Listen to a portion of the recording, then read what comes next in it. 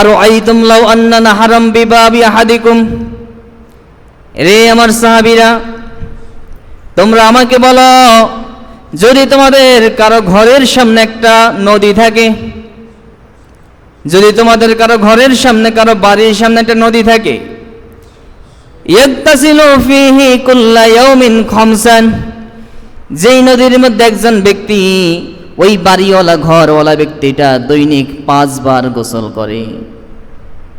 যদি তোমাদের কারো ঘরের সামনে একটা নদী থাকে এবং ওই নদীতে যদি কোনো ব্যক্তি, ওই ঘরের মালিক যদি দৈনিক 5 বার গোসল করে, হাল ইয়াবকা মিন দারানিহি শাইউন, তোমরা আমাকে বলো, ওই ব্যক্তি যদি 5 বার গোসল করে তার শরীরে কোনো ময়লা থাকবে নি? কোনো ব্যক্তি যদি তার ঘরের সামনে একটা নদী থাকে, ওই নদীতে যদি 5 বার গোসল করে দৈনিক, ওই ব্যক্তির শরীরে কি কোনো ময়লা থাকবে, দুর্গন্ধ থাকবে? ক্বালু, সাহাবায়ে কিরাম জবাব দিলেন, লা ইয়াবকা মিন দারানিহি শাইউন, ওই ব্যক্তির শরীরের মধ্যে কোনো ময়লা থাকবে না। আল্লাহ রাসূল বললেন, ফাযালিকা মিসলুস সালাওয়াতিল খামস ইয়ামহুল্লাহু বিহিন্নাল খাতায়া, 5 ওয়াক্ত নামাজের উদাহরণটা হলো এরকম, যদি কোনো ব্যক্তি 5 ওয়াক্ত নামাজ পড়ে, ওই ব্যক্তির জীবনে আর কোনো গুনাহ থাকবে না। জোরে বলুন সুবহানাল্লাহ। আজকের জুমার খুতবায় আমরা একটি গুরুত্বপূর্ণ বিষয় নিয়ে আলোচনা করব। বিষয় হলো নামাজের গুরুত্ব ও ফজিলত। সম্মানিত হাজরিন, একজন মুসলমানের জীবনে নামাজ অত্যন্ত গুরুত্বপূর্ণ একটি বিধান। ঈমানের পরে একজন মুসলমানের উপর যেই বিধানটি প্রথম আবশ্যক হয়, ফরজ হয়, সেই বিধানটি হলো নামাজ। আল্লাহ রাব্বুল আলামিন পবিত্র কোরআনুল কারীমের অসংখ্য জায়গায় নামাজ পড়ার জন্য আদেশ করছেন। এই নামাজকে আরবিতে বলা হয় সালাত। নামাজকে আরবিতে কি বলা হয়? সালাত। যেহেতু কোরআন আরবি ভাষায়, এজন্য আল্লাহ রাব্বুল আলামিন কোরআনুল কারীমে সালাত বলে বারবার নামাজের আদেশ করেছেন। নামাজ শব্দটি ফার্সি শব্দ, এটার আরবি হলো সালাত। সূরাতুল বাকারার 43 নম্বর আয়াত আল্লাহ রাব্বুল আলামিন ইরশাদ করেন, আউযু বিল্লাহি মিনাশ শাইতানির রাজিম, বিসমিল্লাহির রহমানির রহিম, ওয়াকিমুস সালাতা ওয়াতুজ যাকাহ ওয়ারকাউ মা'আর রাকিঈন। আল্লাহ রাব্বুল আলামিন বলেন, ওয়াকিমুস সালাতা, আর তোমরা নামাজ আদায় করো, ওয়াতুজ যাকাত, এবং যাকাত প্রদান করো, ওয়ারকাউ মা'আর রাকিঈন, এবং রুকুকারীদের সাথে রুকু করো, অর্থাৎ নামাজ আদায়কারীদের সাথে তোমরা নামাজ আদায় করো। আল্লাহ রাব্বুল আলামিন এভাবে করে পবিত্র কোরআনুল কারীমের অসংখ্য জায়গায় নামাজের ব্যাপারে আদেশ করেছেন। তদ্রূপভাবে আল্লাহ রাব্বুল আলামিন সূরাতুল বাকারার 238 নম্বর আয়াতে বিশেষভাবে আদেশ করেন, হাফিজু আলাস সালাওয়াতি ওয়াস সালাতিল উসতা। আল্লাহ তার বান্দাদেরকে আদেশ করতেছেন, হাফিজু আলাস সালাওয়াতি, তোমরা নামাজগুলোকে সংরক্ষণ করো। হাফিজু, সংরক্ষণ করো, হেফাজত করো, যত্নবান হও। আলাস সালাওয়াতি, নামাজ সমূহের প্রতি। ওয়াস সালাতিল উসতা, আতফুল খাস আলাল আম, ব্যাপকভাবে নামাজ বলার পরে আবার ওয়াসসালাতিল উস্তা বলে মধ্যবর্তী নামাজকে বিশেষভাবে গুরুত্ব দিয়েছেন যে তোমরা সব নামাজগুলোর ব্যাপারে যত্নবান হও, বিশেষ করে মধ্যবর্তী নামাজের প্রতি বেশি যত্নবান হও। উলামা ইকরাম মুফাসসিরিনে কেরাম ওয়াসসালাতিল উস্তার তাফসীর করেছেন। কেউ কেউ তাফসীর করেছেন সালাতুল উস্তা তার উদ্দেশ্য হলো সালাতুল জহর, জহরের নামাজ, যেহেতু এটা দিনের মধ্যবর্তী নামাজ। আবার কেউ কেউ তাফসীর করেছেন সালাতুল উস্তা তার উদ্দেশ্য হলো সালাতুল আসরি, আসরের নামাজ। কারণ বিশেষ করে মানুষ আসরের নামাজের সময় অলসতা করে, এজন্য মানুষ আবার বলে যে মুসল্লি চেনা যায় আসরে আর ফজরে। কারণ মানুষ দুপুরবেলায় খাওয়া দাওয়ার পরে একটা অলসতা ধরে, যার কারণে আসর নামাজে মসজিদে আসতে অলসতা করে, আসর নামাজ আদায় করতে অলসতা করে, বিলম্ব করে। এজন্য মুফাসসিরিনে কেরাম বলেছেন ওয়াসসালাতুল উস্তা তার উদ্দেশ্য হলো সালাতুল আসরি, আসরের নামাজ। সম্মানিত হাজরিন, এই নামাজের গুরুত্ব সম্পর্কে হাদিস শরীফে অসংখ্য হাদিস বর্ণিত হয়েছে।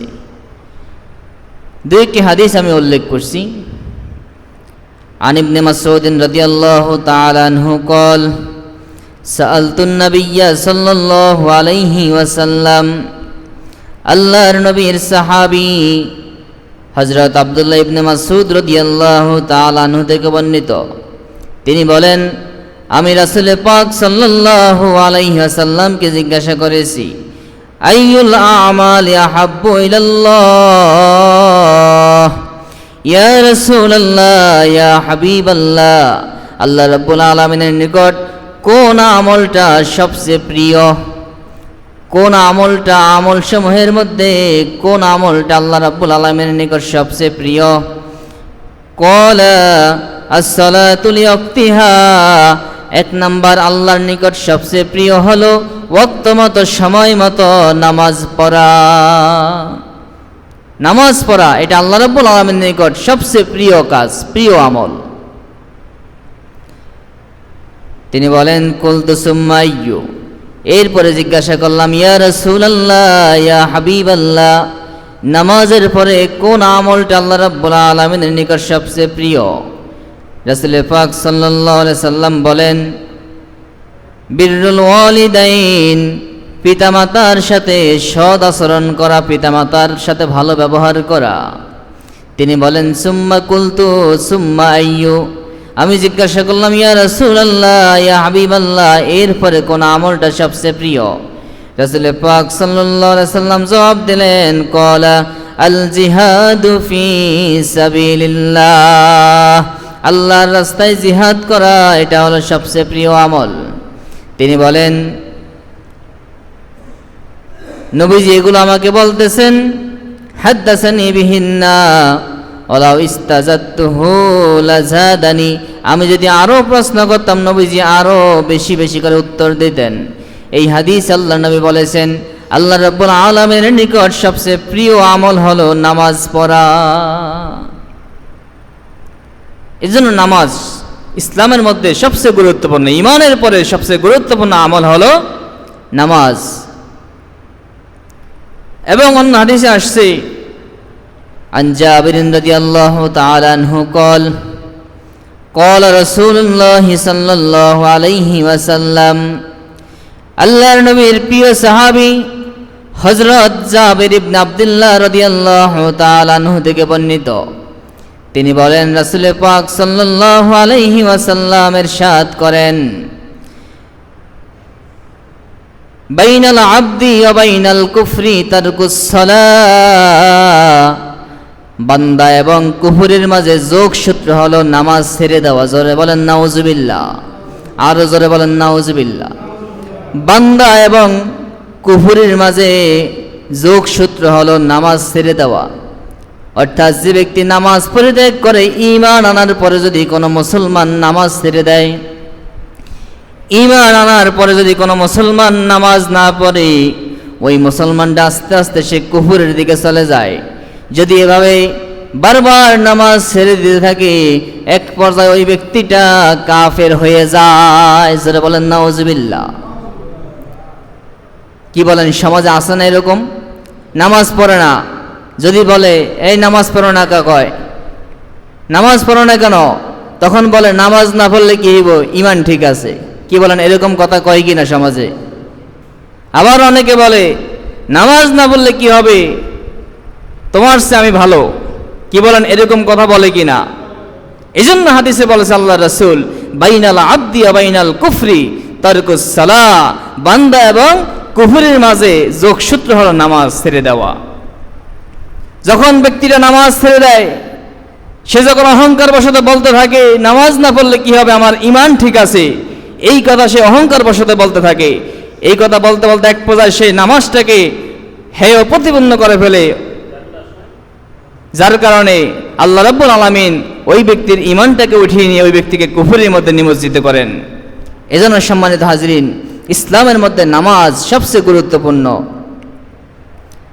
সাহাবা ইকরাম তারা বলেন, আমরা যখন কোনো মুসলমান এবং কাফেরের মাঝে পার্থক্য করতাম, তখন আমরা নামাজ দিয়ে পার্থক্য করতাম।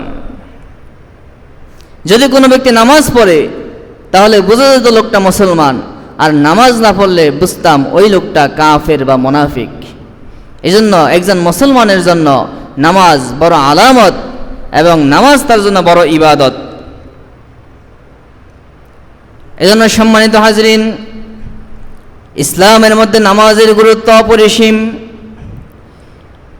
এই নামাজকে আল্লাহ রাব্বুল আলামিন ফরজ করেছেন এবং হাদিস শরীফে রাসূল পাক সাল্লাল্লাহু আলাইহি সাল্লাম নামাজের অনেক ফজিলত বর্ণনা করেছেন। হাদিস শরীফে আল্লাহ রাসূল বলেন, আন আবি হুরায়রা রাদিয়াল্লাহু তাআলা আনহু قال قال رسول الله صلى الله عليه وسلم الصلاة الخمس والجمعة إلى الجمعة ورمضان إلى رمضان مكفرات لما بينهن إذا اجتنبت الكبائر। আল্লাহ রাসূল বলেন, কোন বান্দা যদি ঈমান আনার পরে কবিরা গুনাহ থেকে বেঁচে থাকে, বড় গুনাহ থেকে বেঁচে থাকে, কবিরা গুনাহ থেকে বেঁচে থেকে বান্দা যখন নামাজ আদায় করে, বান্দার এক ওয়াক্ত নামাজ পড়ার পর আরেক ওয়াক্ত নামাজ পড়বে, এরকম দৈনিক 5 ওয়াক্ত নামাজ পড়বে, তাহলে ওই 5 ওয়াক্ত নামাজ পড়ার কারণে ওই 5 ওয়াক্ত নামাজের মাঝখানে বান্দা যে সগীরা গুনাহগুলো করবে, ওই সগীরা গুনাহগুলো নামাজের কারণে আল্লাহ রাব্বুল আলামিন মাফ করে দিবেন। জোরে বলুন সুবহানাল্লাহ। ওয়াল জুমাআতু ইলাল জুমাআতি, এক জুমা থেকে আরেক জুমা, আপনি আজকে জুমার নামাজ পড়লেন, আবার আগামী জুমা পড়বেন, এই দুইটা জুমার মাঝে যত গুনাহ করবেন, আল্লাহ রাব্বুল আলামিন এই জুমার নামাজের কারণে এই মধ্যবর্তী সব গুনাহগুলো মাফ করে দিবেন। জোরে বলুন সুবহানাল্লাহ। এজন্য নামাজ পড়লে গুনাহ মাফ হয়। আরেকটা হাদিস শুনেন, চমৎকার হাদিস। عن ابي هريره رضي الله تعالى عنه قال قال رسول الله صلى الله عليه وسلم মুকাসসিরিন মুহাদ্দিস ইমাম আবু হুরায়রা রাদিয়াল্লাহু তাআলা আনহু, আল্লাহ রাসূলের প্রিয় সাহাবী, হাদিস বর্ণনা করতেছেন। রাসূল পাক সাল্লাল্লাহু আলাইহি সাল্লাম ইরশাদ করেন, সাহাবীদেরকে প্রশ্ন করলেন, আর আইতুম লাউ আন্না নাহারাম বিবাবি আহাদিকুম, রে আমার সাহাবীরা, তোমরা আমাকে বলো, যদি তোমাদের কারো ঘরের সামনে একটা নদী থাকে, যদি তোমাদের কারো ঘরের সামনে, কারো বাড়ির সামনে একটা নদী থাকে, ইয়াত্তাসিলু ফীহি কুল্লা ইয়াউমিন খামসান, যেই নদীর মধ্যে একজন ব্যক্তি, ওই বাড়িওয়ালা ঘরওয়ালা ব্যক্তিটা দৈনিক 5 বার গোসল করে। যদি তোমাদের কারো ঘরের সামনে একটা নদী থাকে এবং ওই নদীতে যদি কোনো ব্যক্তি, ওই ঘরের মালিক যদি দৈনিক 5 বার গোসল করে, হাল ইয়াবকা মিন দারানিহি শাইউন, তোমরা আমাকে বলো ওই ব্যক্তি যদি 5 বার গোসল করে তার শরীরে কোনো ময়লা থাকবে নি? কোন ব্যক্তি যদি তার ঘরের সামনে একটা নদী থাকে, ওই নদীতে যদি 5 বার গোসল করে দৈনিক, ওই ব্যক্তির শরীরে কি কোনো ময়লা থাকবে, দুর্গন্ধ থাকবে? ক্বালু, সাহাবায়ে কেরাম জবাব দিলেন, লা ইয়াবকা মিন দারানিহি শাইউন, ওই ব্যক্তির শরীরের মধ্যে কোনো ময়লা থাকবে না। আল্লাহ রাসূল বললেন, ফাযালিকা মিসলুস সালাওয়াতিল খামস ইয়ামহুল্লাহু বিহিন্নাল খতায়া, 5 ওয়াক্ত নামাজের উদাহরণটা হলো এরকম, যদি কোনো ব্যক্তি 5 ওয়াক্ত নামাজ পড়ে ওই ব্যক্তির জীবনে আর কোনো গুনাহ থাকবে না। জোরে বলুন সুবহানাল্লাহ। এজন্য সম্মানিত হাজরিন, নামাজের গুরুত্ব সবচেয়ে বেশি এবং সব কিছুর উপর হলো নামাজ। এই নামাজের আরো অনেক ফজিলত আছে। বিশেষ করে নামাজের ফজিলতের ক্ষেত্রে সবচেয়ে যেই বিষয়টাকে আল্লাহ রাসূল গুরুত্ব দিয়েছেন সেটা হলো জামাতের সাথে নামাজ। আমরা অনেকে নামাজ পড়ি, কিন্তু নামাজটা অনেকে অলসতা করে, অবহেলা করে, ঘরে পড়ি, মসজিদে আসতে চাই না। কিন্তু জামাতে নামাজ পড়লে, আপনার ঘরে বসে নামাজ পড়লে যেই সওয়াব, তার চেয়ে 27 গুণ বেশি সওয়াব। জোরে বলুন সুবহানাল্লাহ। হাদিস শরীফে আসছে, عن أبي هريرة رضي الله تعالى عنه قال, মুসলিম শরীফের হাদিস, সহিহ হাদিস,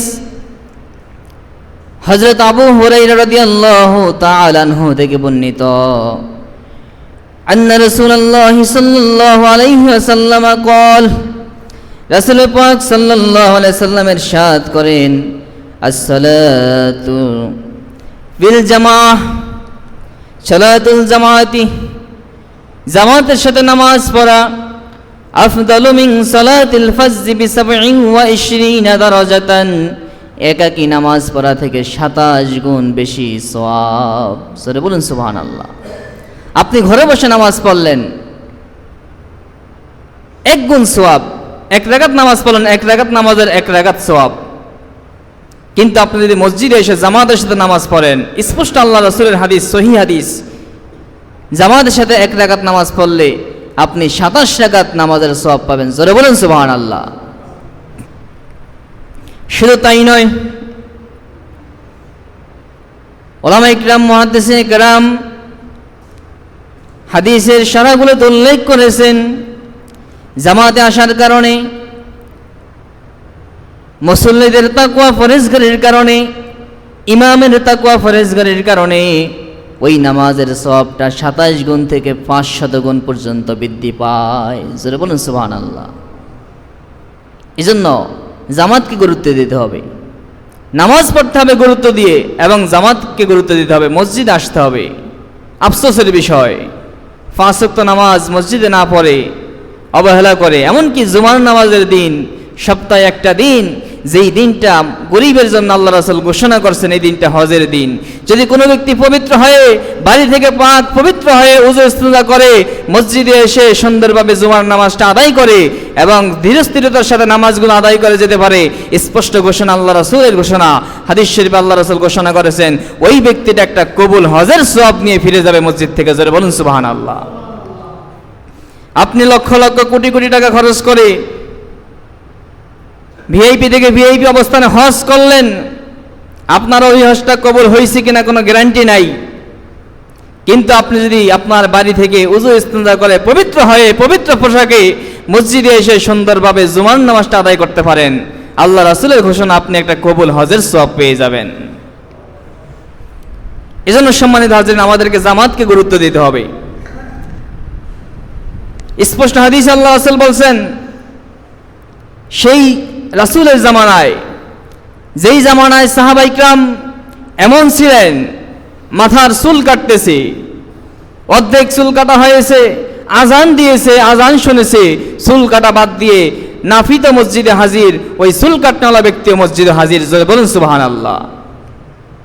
নামাজকে এত গুরুত্ব দিতেন। চুল কাটা অর্ধেক বাকি, আর অর্ধেক নামাজ পড়ে কাটবে। আজান দিছে তো আর দুনিয়াবি কোনো কাজ নাই। এবং হাদিস শরীফে আসছে, হযরত আয়েশা রাদিয়াল্লাহু তাআলা আনহা বলেন, রাসূল পাক সাল্লাল্লাহু আলাইহি সাল্লাম এমন ছিলেন, যখন আজান হয়ে যেত মসজিদে, আল্লাহ রাসূল দুনিয়ার কোনো মানুষকে আর চিনতেন না। জোরে বলেন সুবহানাল্লাহ। নামাজের জন্য পেরেশান হয়ে যেতেন। এমনকি মৃত্যুর আগ পর্যন্ত, মৃত্যুর পূর্ব মুহূর্ত পর্যন্ত আল্লাহ রাসূল অসুস্থ হয়ে শুয়ে আছে, তখনও মৃত্যুর সাথে পাঞ্জা লড়তেছে। কিছুক্ষণের মধ্যে আল্লাহ রাসূলের মৃত্যু হবে, ইন্তেকাল হবে। তখন আল্লাহ রাসূল তখনও বলতেছেন জবান দিয়ে আসসালাত আসসালাত, নামাজ নামাজ। এত গুরুত্ব দিয়েছেন নামাজকে।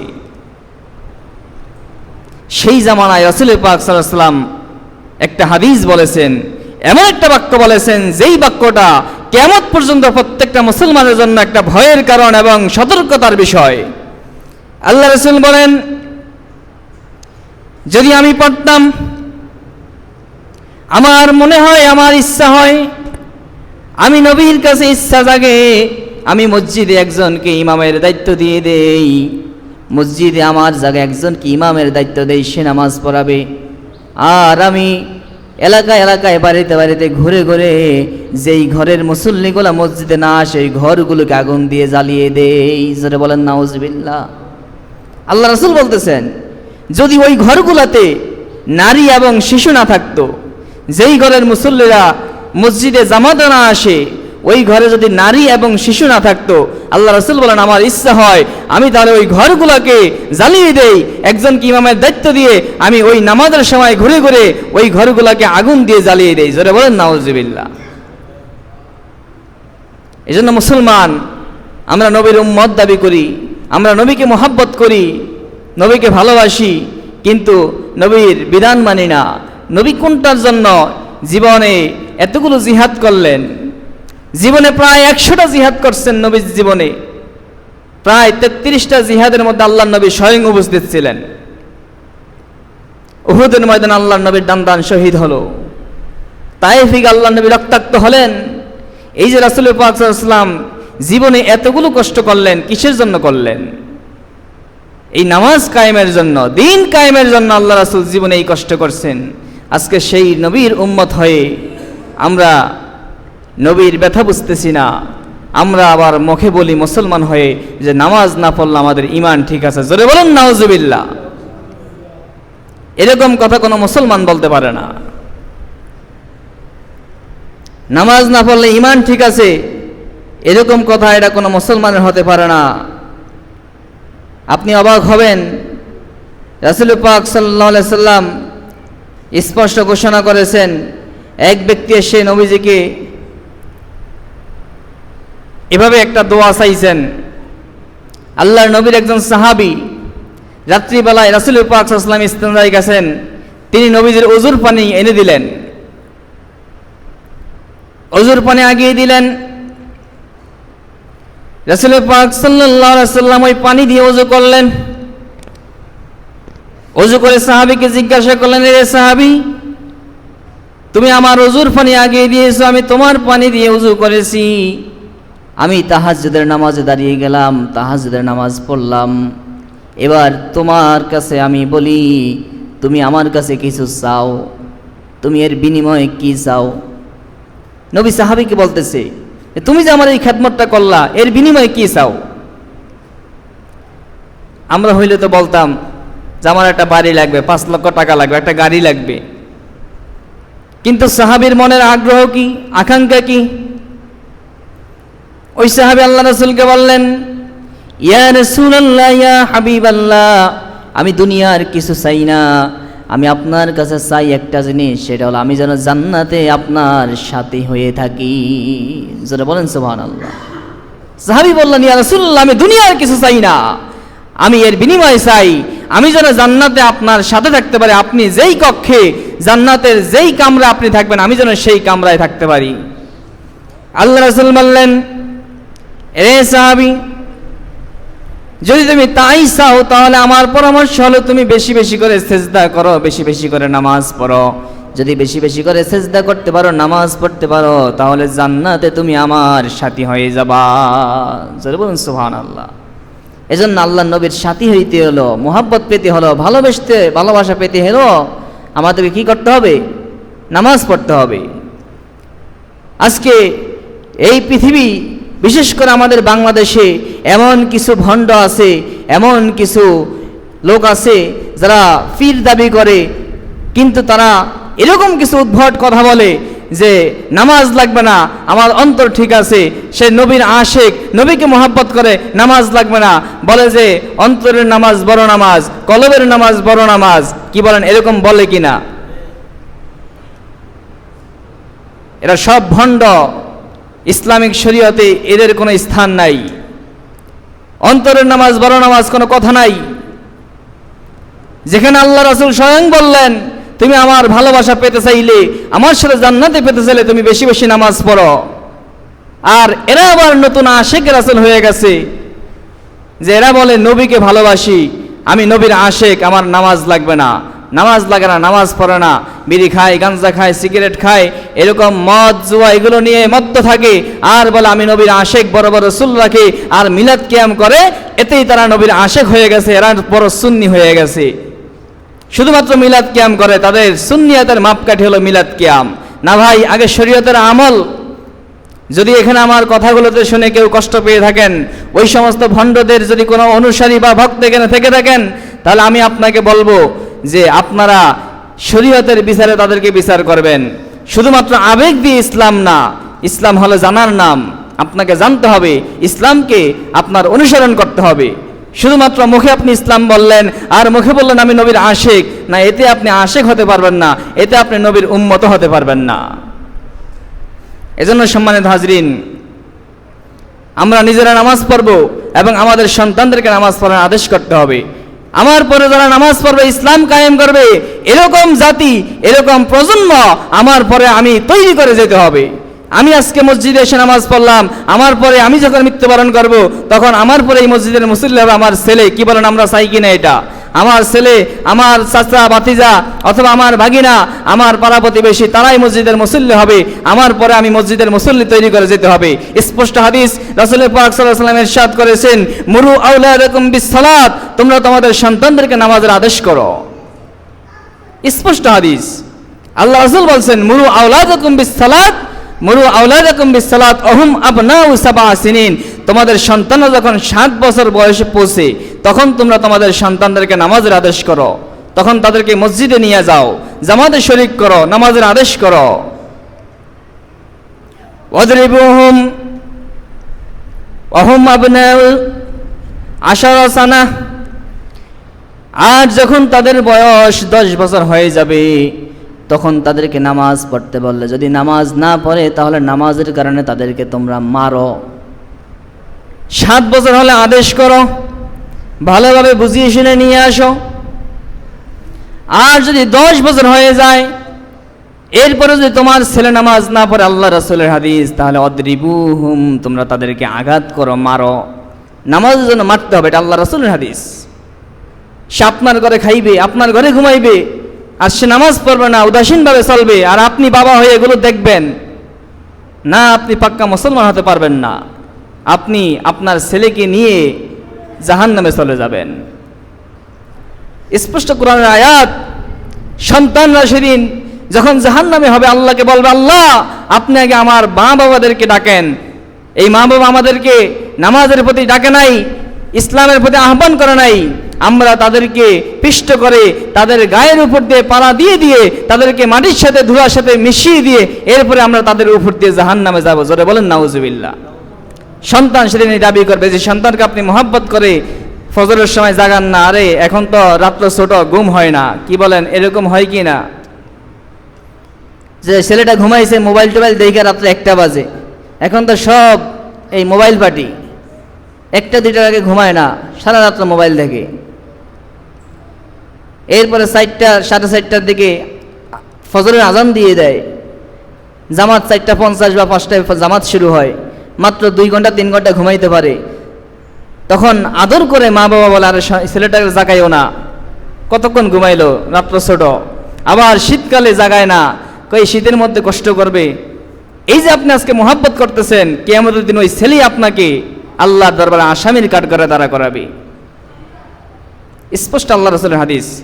10 বছর পরে যদি কোনো ছেলে নামাজ না পড়ে, কোনো সন্তান ছেলে মেয়ে নামাজ না পড়ে, তাহলে আপনি তাদেরকে মারেন, আঘাত করেন, আপনার ঘর থেকে বের করে দেন। এবং হাদিসের শেষ অংশে আল্লাহ রাসূল আরেকটা কথা বলছেন, ওয়াফাররিকু বাইনাহুম ফিল মাদাজি, এবং 10 বছর বয়স হয়ে গেলে ছেলে মেয়েদেরকে বিছানা আলাদা করে দেন, ছেলে মেয়েদেরকে এক বিছানায় ঘুমাইতে দিবেন না। কারণ তখন তাদের মধ্যে যৌবনের একটা চাহিদার একটা শুরু হয়। এই সময় তারা যেই কাজটা সবচেয়ে বড় হারাম, নিজের আপন বোনকে কি বিয়ে করা যায়? কি বলেন, যায়? এটা সবচেয়ে বড় হারাম কাজ। যদি আপনি আপনার ছেলে মেয়েদেরকে এই 10 বছর বয়সের পর এক বিছানায় ঘুমাইতে দেন, তখন তাদের মধ্যে জেনা ব্যভিচার গুনার কাজ হওয়ার সম্ভাবনা থাকবে।